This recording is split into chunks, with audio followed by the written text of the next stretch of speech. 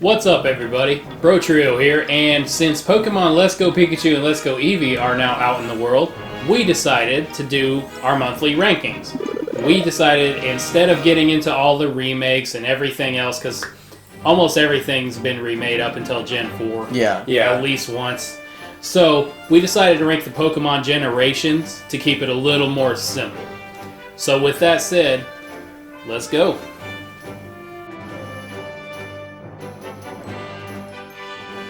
Pokemon Black and White brought a lot to the table. The Unova region was a lot of fun to explore. There was a lot of stuff to do there, but it was just a little too by the book, I guess. Something about it doesn't stand out as much as the other ones. I think it's the Pokemon, honestly. This is just our opinion. I know a lot of people love Gen 5. I feel like there weren't that many great Pokemon from Gen 5. Yeah. I liked Tepig, but I didn't like anything past Tepig. I didn't like, Snivy?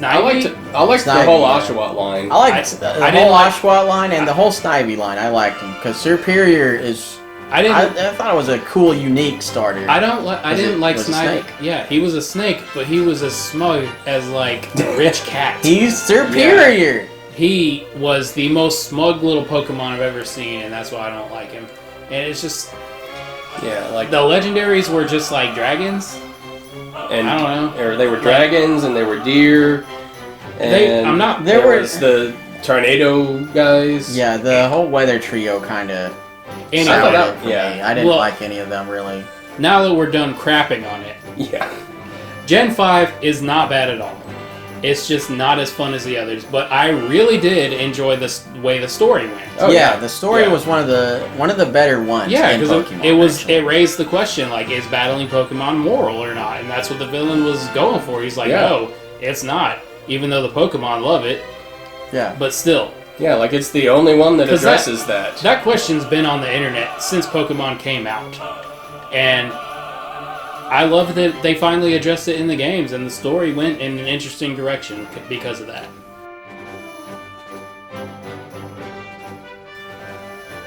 The journey through the Hoenn region was definitely a fun one, but most importantly, it kicked off the trend that every future Pokemon game would follow, with having vast amounts of legendary Pokemon. There were so many for Ruby, Sapphire, and Emerald. I mean, it has one of the best trios ever with Kyogre, Groudon, and Rayquaza. And they're some of the best designed legendaries, and it was honestly one of the better plots too, because you have Team Magma or Team Aqua, and they're just trying to, move ground or make the sea bigger or something like that. And one of the coolest aspects of it is you kind of end up, depending on which version you're playing, you team up with the other team to stop the team in yours. Yeah, I thought that was really cool aspect. Yeah. Not to mention the introduction of double battles.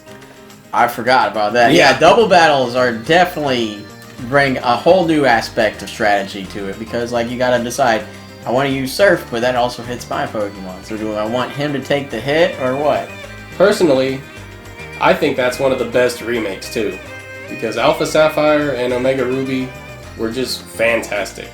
And it's hard to beat a game that ends with Battle of the Gods.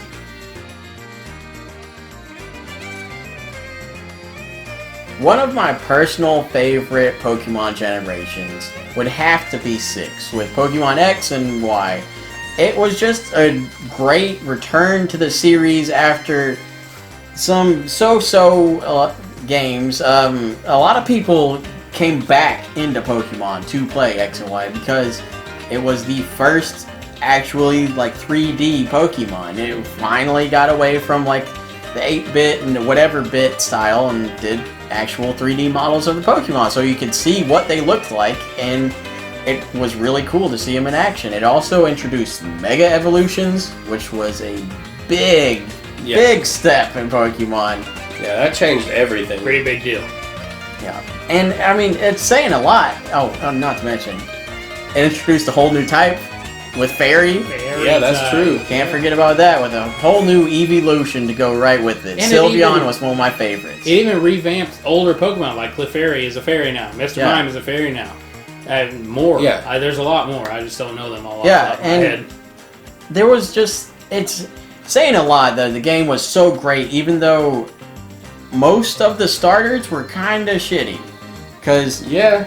as far as the final evolutions, Greninja is really the only decent looking one, and the first evolutions, Chespin and Fennekin, are okay, but none of the other ones are really anything to write home about. And I mean, it was just one of the bigger stakes for the plot of Pokemon, because Team Flare is actually trying to destroy all life. Straight up world-ending machine they got there. That story got dark. And Fairy is super effective against it. Diamond, Pearl, and Platinum brought a lot to the game.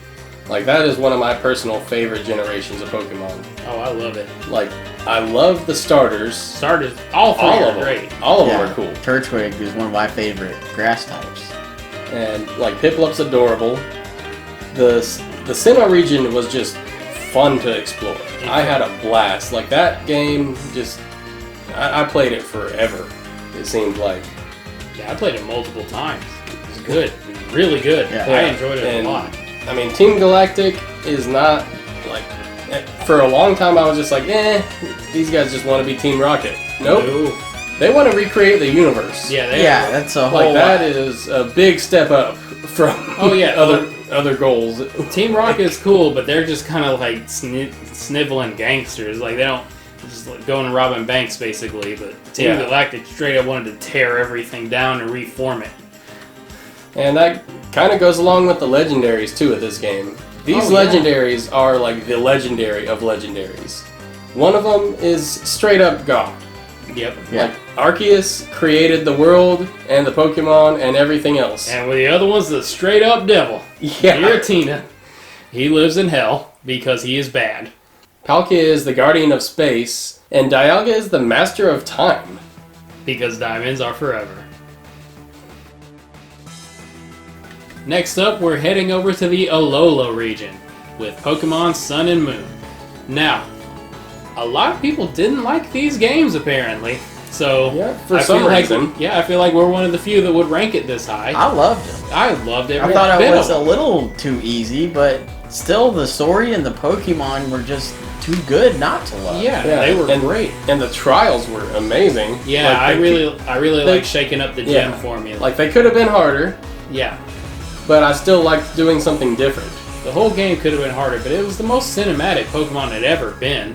And I thought it was a pretty well done story with the dimension hopping and the Ultra Beast being introduced. The Ultra Beasts were awesome. Yeah, that was one of my favorite aspects, was hunting down the Ultra Beasts. Yeah, Ultra Sun and Moon ramped it up even further by bringing in more Ultra Beasts and getting to explore Ultra Space more. And I really liked that, not the main rival, the friendly one that gave you potions every time he attacked you. He was so nice. Yeah. I liked the one that was a jerk and he had Silvally.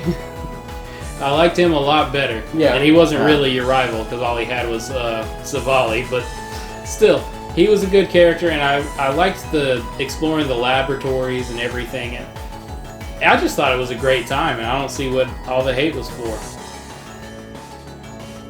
Red, Blue, and Yellow just came in swinging and swinging hard. Like, it brought in all these Pokemon, introduced so many mechanics and everything, and it's a great game. It's so much fun.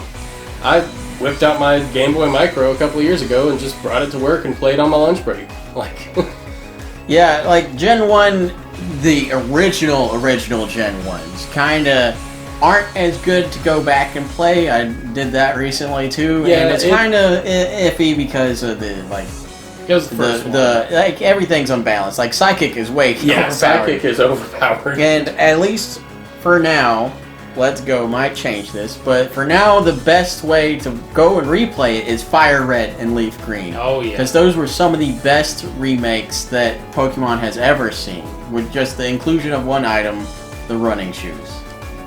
The first game started off a little more simple. You had 151 monsters to collect, and each one became iconic in their own way due to the popularity of the games and the anime at the time. And it also led to a lot of playground discussion and arguments because everyone wanted to be the best. like no one ever was.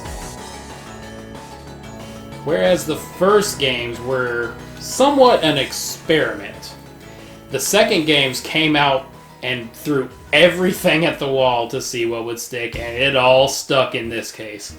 Gold, Silver, and Crystal are some of the best games ever made, let alone our favorite Pokemon generation. Yeah, easily. There was no question. None at all. Every single new Pokemon that was introduced, I can't think of one I didn't like.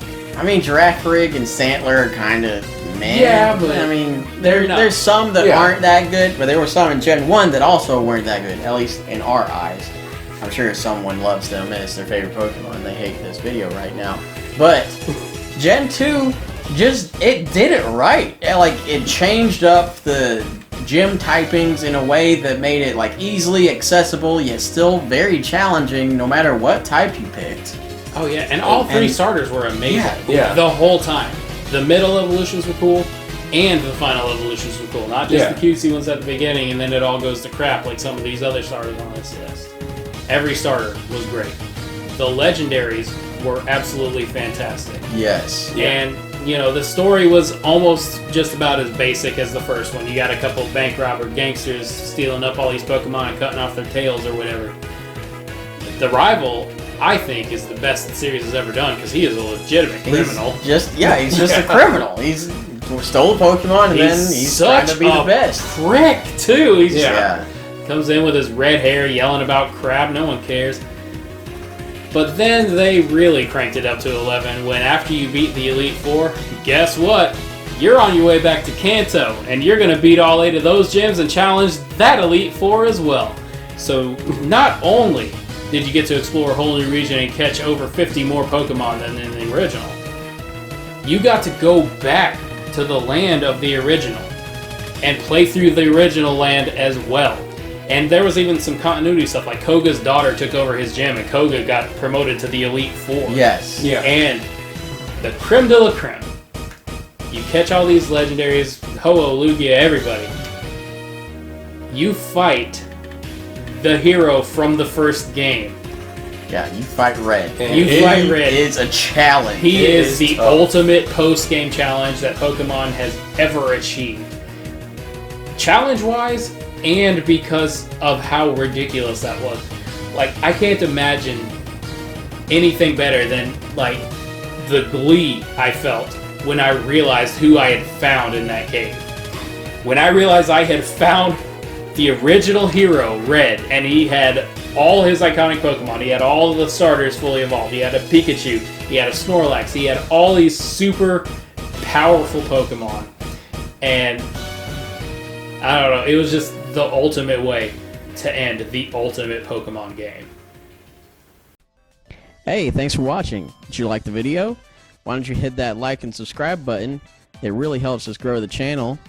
And don't forget to ring that bell to join our notification squad. Also, you can follow us on Facebook, Twitter, and Instagram. I put the links in the description just to make it easier for you to get to.